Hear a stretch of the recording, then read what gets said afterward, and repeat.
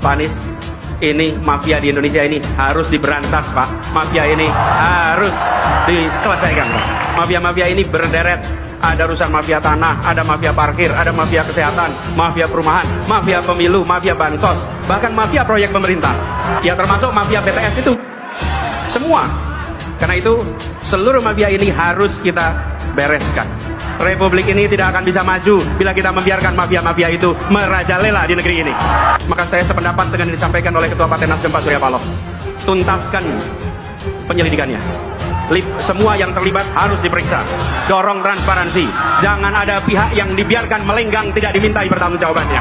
Bukan bahwa hukum memang tegak, bukan saja ke bawah tapi juga ke atas. Bukan saja ke lawan tapi juga ke kawan.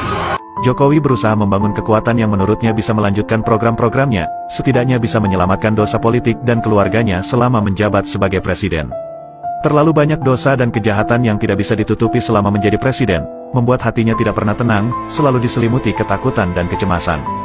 Sebagai seorang presiden yang mau lengser seharusnya bersikap negarawan dan netral sebagaimana yang terjadi pada presiden-presiden sebelumnya, dan dalam sejarah bangsa ini hanya Jokowi yang mau habis masa jabatannya sibuk urusan copras-capres, dan terlibat langsung untuk menentukan calon yang diusungnya, apalagi mengendorse capres tertentu.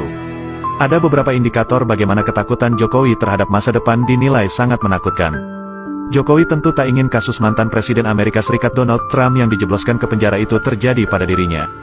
Inilah manuver Jokowi sebagai bentuk ketakutan akan masa depannya. Pertama, upaya terus mencari cara untuk menunda pemilu atau perpanjangan masa jabatan.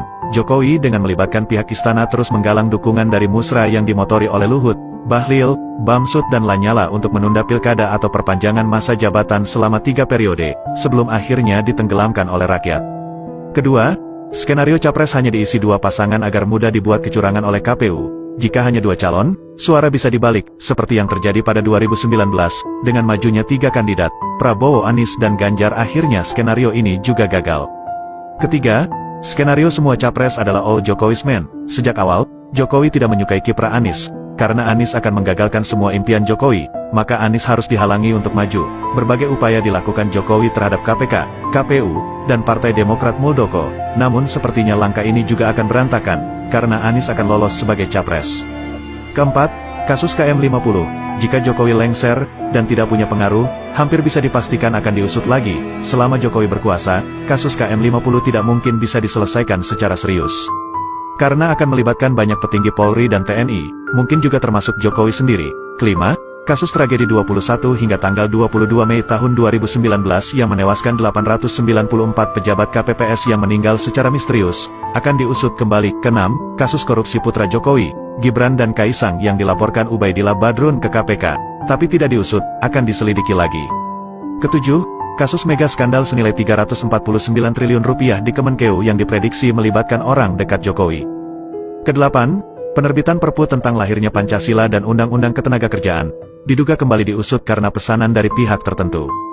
Kesembilan, kasus ijazah palsu dipastikan akan terus dipermasalahkan. Kesepuluh, kasus kriminalisasi ulama, termasuk yang dibunuh, akan terus diusut. Kesebelas, mengevaluasi mega proyek kereta cepat Bandung-Jakarta dan mega proyek IKN bila anggarannya membebani rakyat. Ketakutan Jokowi terhadap Anies berlebihan, karena Anies adalah orang yang tidak bisa dikompromi dan dikhianati. Ketakutan tersebut membuat langkah politik Jokowi menjadi irasional, manipulatif, melawan hukum dan menghalalkan segala cara.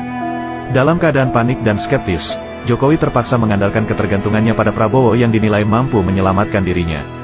Namun Jokowi kurang percaya dengan Prabowo, karena Prabowo bukan tipe orang yang mudah diatur. Dalam situasi ini, Prabowo berusaha tetap menempel terus pada Jokowi, agar Jokowi lebih nyaman dan percaya padanya. Dalam keadaan resah, Jokowi mengambil langkah baru, yakni membentuk koalisi besar partai-partai pemerintah. Karena Jokowi khawatir akan terjadi pembelotan koalisi KIB untuk mendukung Anies, maka dibentuklah koalisi besar yang seolah bisa memastikan kemenangan melawan Anies.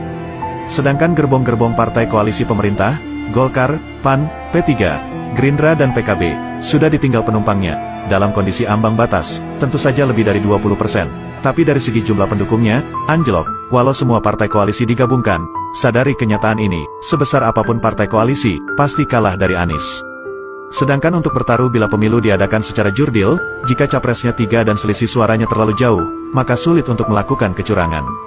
Satu-satunya cara untuk memenangkan capres yang didukung Jokowi adalah, Anies jangan nyapres. Karena itu, Jokowi mengambil langkah memalukan agar Ketua KPK Firly Bahuri tetap mentersangkakan Anies dan Muldoko membegal Partai Demokrat. Langkah ini sangat keji di negara demokrasi dengan menghalalkan segala cara. Apapun bisa dilakukan untuk memenangkan kontestansi dengan berbagai kecurangan, mengingat Jokowi masih berkuasa. Padahal kekuasaan di dunia pasti pada saatnya akan berakhir, dan ingatlah akan pertanggungjawaban di akhirat nanti. Mengakhiri masa jabatan dengan legowo tanpa harus ikut menentukan calon tertentu adalah negarawan sejati. Biarkan demokrasi berjalan sesuai keinginan rakyat, pendam demokrasi cara Orde Baru. Seharusnya presiden jadi contoh yang baik untuk kemajuan demokrasi, hasil karya pembangunan yang ditorehkan untuk kemajuan negara ini sebagai bentuk amal baik. Penerusmu pasti akan menjaga dan melanjutkannya bila itu bermanfaat demi kemajuan bagi bangsa dan negara ini, dan akhiri masa jabatan dengan husnul khotimah atau akhir yang baik, pasti rakyat akan mengenangmu.